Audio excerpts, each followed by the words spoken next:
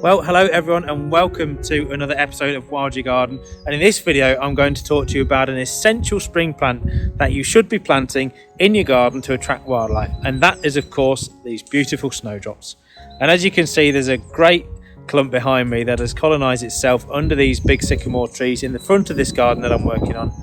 And the really importance of these plants is that they are very early flowering, so they're a great opportunity for food for a lot of bee species. And I'll put a few clips in now of some of the bees that I've been seeing on these snowdrops. Absolutely fantastic to see. It's only 6 or 7 degrees today, but it feels a lot colder with the wind, hence why I'm lying down to get the wind noise out of the video. But they really are a vital source of food for bees at this time of year that are emerging and looking for a bite to eat, shall we say. So snowdrops, I'd highly recommend getting some in your garden, apart from the fact that they look absolutely amazing and they really are a quintessential English springtime bulb, if you like. But of course they are found throughout the northern hemisphere.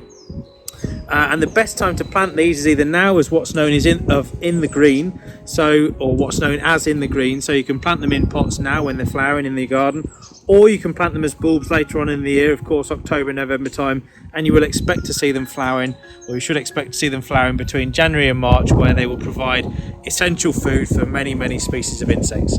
So snowdrops, I really hope you can get some in your garden. They will naturally form a big clump over the years and grow and grow and grow, so they will, I'm sure, bring a splash of colour to any garden, and a really welcome sign that spring is coming in these very cold times. So snowdrops, get some in your garden. I promise you they will put a smile on your face, and the wildlife of course.